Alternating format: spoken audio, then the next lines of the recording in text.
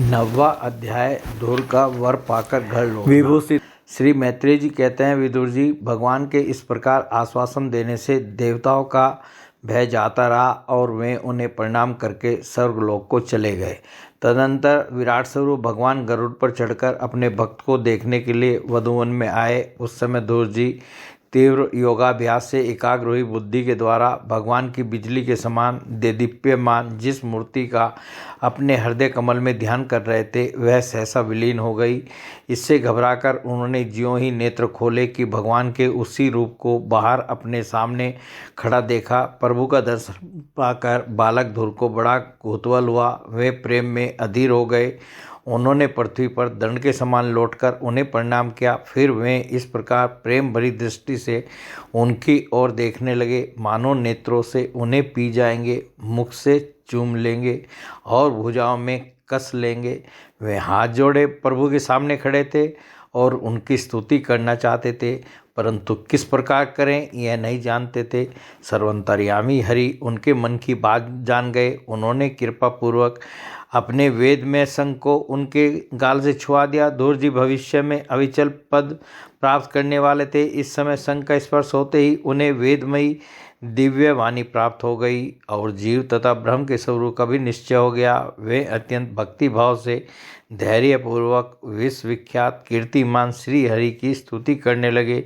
धूर्त जी ने कहा, प्रभो, आप सर्वशक्तिमान हैं। आप ही मेरे अंतःकरण में प्रवेश कर अपने तेज से मेरी इस सोई हुई वाणी को सजीव करते हैं तथा हाथ, पैर, कान और त्वचा आदि अन्यान्य इंद्रियों एवं प्राणों को भी चेतनता देते हैं। मैं आप अंतर्यामी भगवान को प्रणाम करता हूँ।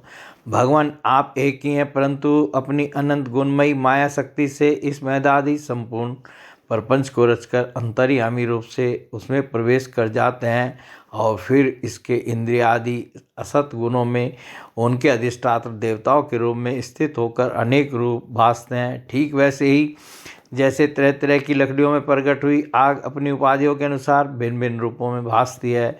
नाथ सृष्टि के आरंभ में ब्रह्मा ने भी आपकी शरण लेकर आपके दिए हुए ज्ञान के प्रभाव से ही इस जगत को सोकर उठे हुए पुरुष के समान देखा था। दीन बंधो, उन्हीं आपके चरण तल का मुक्त पुरुष भी आश्रय लेते हैं। कोई भी कृतज्ञ पुरुष उन्हें कैसे भूल सकता है। प्रभो, इन समतुल्य शरीरों के द्वारा भोगा जाने वाला इंद्रिय और विषयों के संसर्ग से उत्पन्न सुख तो मनुष्यों को नरक में भी मिल सकता है। जो लोग इस विषय सुख के लिए लालायित रहते हैं और जो जन्म मरण के बंधन से छुड़ा देने वाले कल्प तरु स्वरूप आपकी उपासना भगवत प्राप्ति के सिवा किसी अन्य उद्देश्य से करते हैं, उनकी बुद्धि अवश्य ही आपकी माया के द्वारा ठगी गई है। नाथ, आपके चरण कमलों का ध्यान करने से और आपके भक्तों के पवित्र चरित्र सुनने से प्राणियों को जो आनंद प्राप्त होता है वह निजानंद स्वरूप ब्रह्म में भी नहीं मिल सकता। फिर जिन्हें काल की तलवार काटे डालती है उन स्वर्गीय विमानों से गिरने वाले पुरुषों को तो वह सुख मिल ही कैसे सकता है। अनंत परमात्मन, मुझे तो आप उन विशुद्ध हृदय महात्मा भक्तों का संग दीजिए जिनका आप में अविच्छिन्न भक्ति भाव है। उनके संग से मैं आपके गुणों और लीलाओं की कथा सुधा को पी पी कर उन्मत्त हो जाऊंगा और सहज ही इस अनेक प्रकार के दुखों से पूर्ण भयंकर संसार सागर के उस पार पहुंच जाऊंगा। कमलनाथ प्रभु, जिनका चित्त आपके चरण कमल की सुगंध में लुभाया हुआ है, उन महानुभावों का जो लोग संग करते हैं वे अपने इस अत्यंत प्रिय शरीर और इसके संबंधी पुत्र, मित्र, ग्रह और स्त्री आदि की सुधि भी नहीं करते। अजन्म परमेश्वर, मैं तो पशु, वृक्ष, पर्वत, पक्षी, सरीसृप, सर्पादि रेंगने वाले जंतु, देवता, दैत्य और मनुष्य आदि से परिपूर्ण तथा मैद आदि अनेकों कारणों से संपादित आपके इस सदात्मक स्थूल विश्वरूप को ही जानता हूँ। इससे परे जो आपका परम स्वरूप है, जिसमें वाणी की गति नहीं है, उसका मुझे पता नहीं है। भगवान, कल्प का अंत होने पर योग निद्रा में स्थित जो परम पुरुष इस संपूर्ण विश्व को अपने उदर में लीन करके शेष जी के साथ उन्हीं की गोद में शयन करते हैं तथा जिनके नाभि समुद्र से प्रकट हुए सर्वलोक में सुवर्ण वर्ण कमल से परम तेजो में ब्रह्मा जी उत्पन्न हुए, वे भगवान आप ही हैं। मैं आपको प्रणाम करता हूँ। प्रभो, आप अपनी अखंड चिन्मयी दृष्टि से बुद्धि की सभी अवस्थाओं के साक्षी हैं तथा नित्य मुक्त शुद्ध सत्य सर्वज्ञ परमात्म स्वरूप निर्विकार आदि पुरुष षडेश्वर्य संपन्न एवं तीनों गुणों के अधीश्वर हैं। आप जीव से सर्वथा भिन्न हैं तथा संसार की स्थिति के लिए यज्ञाधिष्ठाता विष्णु रूप से विराजमान है। आपसे ही विद्या अविद्या आदि विरुद्ध गतियों वाली अनेकों शक्तियां धारावाहिक रूप से निरंतर प्रकट होती रहती हैं। आप जगत के कारण अखंड अनादि अनंत आनंदमय निर्विकार ब्रह्म स्वरूप हैं। मैं आपकी शरण हूँ।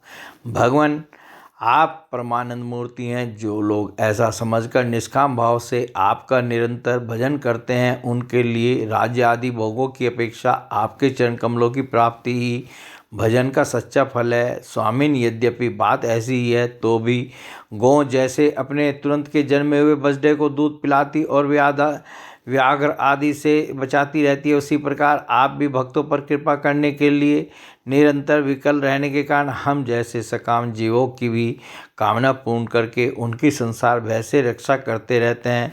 श्री मैत्रेय जी कहते हैं, विदुर जी, जब शुभ संकल्प वाले मूर्तिमान ध्रुव जी ने इस प्रकार स्तुति की तब भक्तवत्सल भगवान उनकी प्रशंसा करते हुए कहने लगे।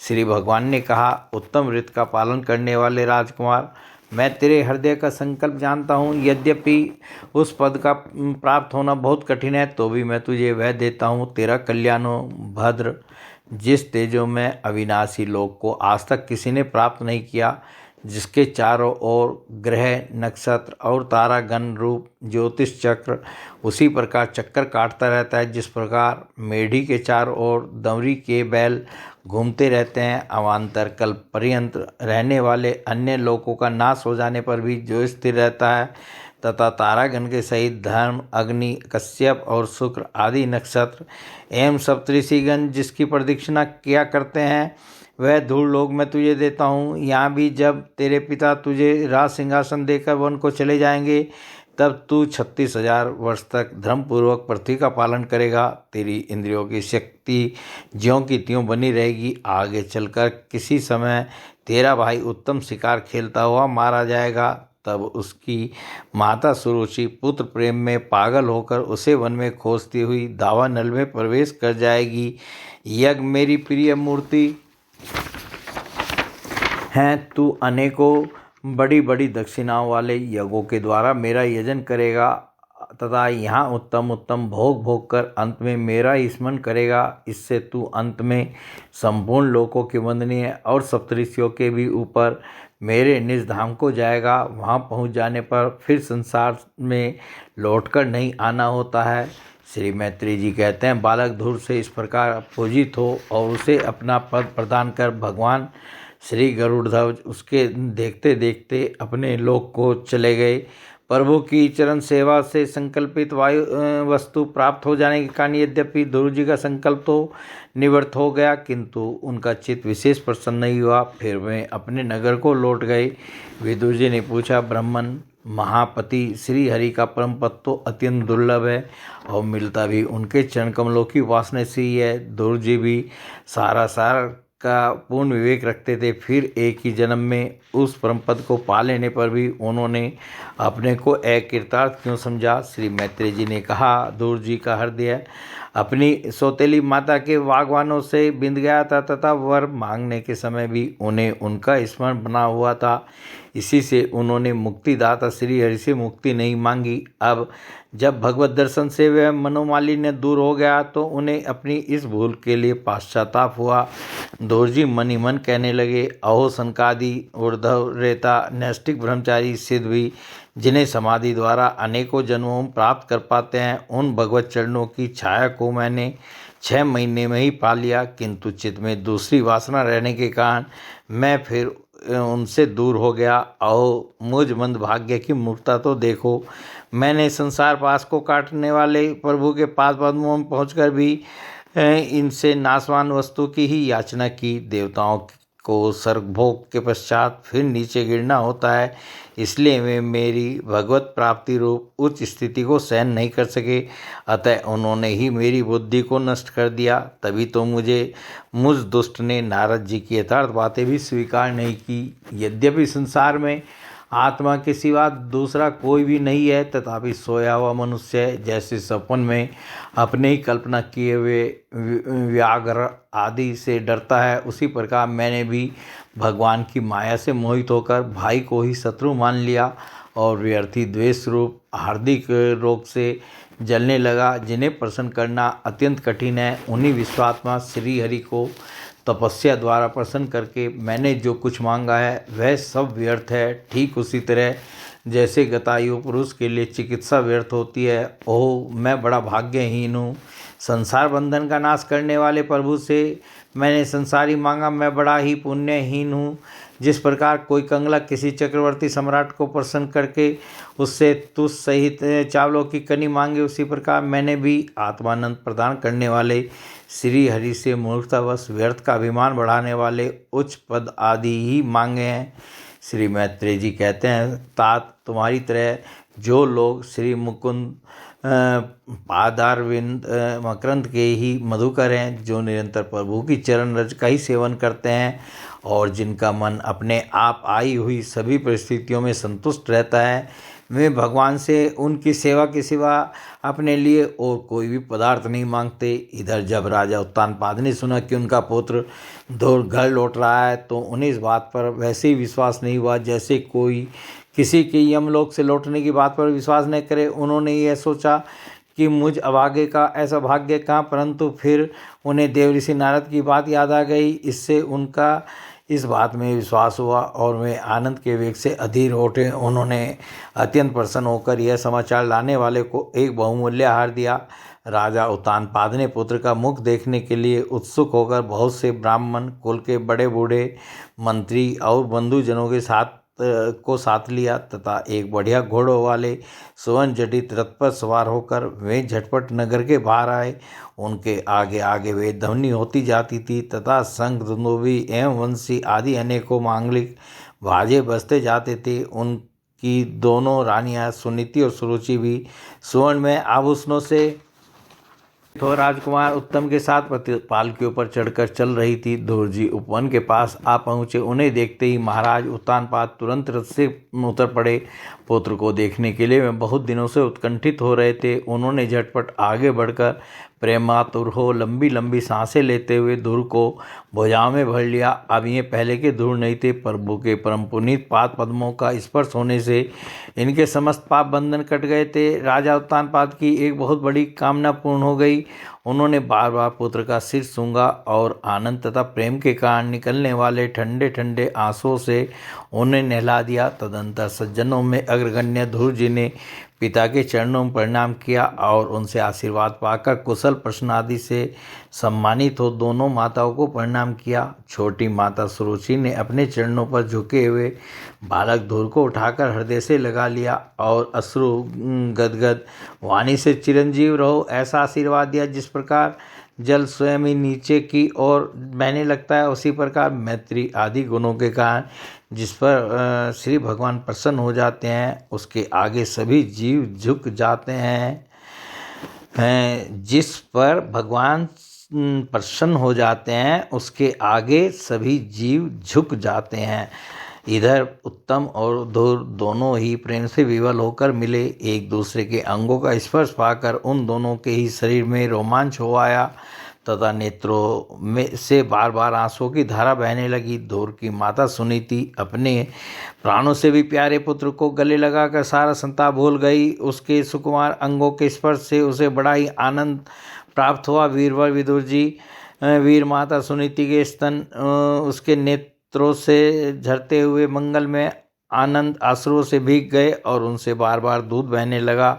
उस समय पूर्ववासी लोग उनकी प्रशंसा करते हुए कहने लगे, महारानी जी आपका लाल बहुत दिनों से खोया हुआ था, सौभाग्यवश अब वह लौट आया यह हम सबका दुख दूर करने वाला है, बहुत दिनों तक भूमंडल की रक्षा करेगा। आपने अवश्य ही शरणागत भय भंजन श्री हरि की उपासना की है। उनका निरंतर ध्यान करने वाले धीर पुरुष परम दुर्जय मृत्यु को भी जीत लेते हैं। विदुर जी, इस प्रकार जब सभी लोग धुर के प्रति अपने लाड़ प्यार प्रकट कर रहे थे, उसी समय उन्हें भाई उत्तम के सहित हथिनी पर चढ़ाकर महाराज उत्तानपाद ने बड़े हर्ष के साथ राजधानी में प्रवेश किया।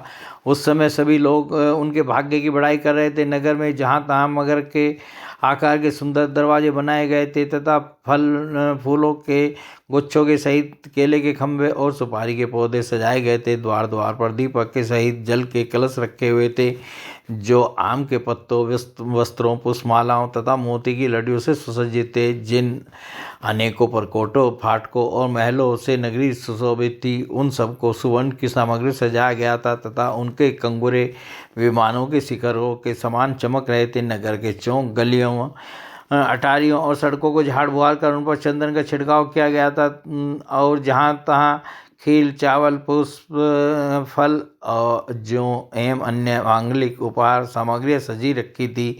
दौड़जी राजमार्ग से जा रहे थे। उस समय जहाँ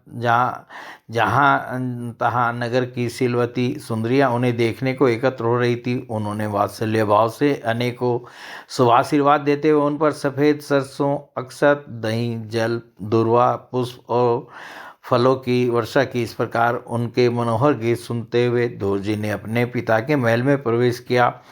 वह श्रेष्ठ भवन महामूल्य मणियों की लड़ियों से सुसज्जित था। उसमें अपने पिताजी के लाड़ प्यार का सुख भोगते हुए वे उसी प्रकार आनंदपूर्वक रहने लगे जैसे स्वर्ग में देवता लोग रहते हैं। वहाँ दूध के फेन के समान सफ़ेद और कोमल सैयाएँ, हाथी दांत के पलंग, सुनहरी कामदार पर्दे, बहुमूल्य आसन और बहुत सोने का सामान था। उसकी स्फटिक और महामरकत मणि अर्थात पन्ने की दीवारों में रत्नों की बनी हुई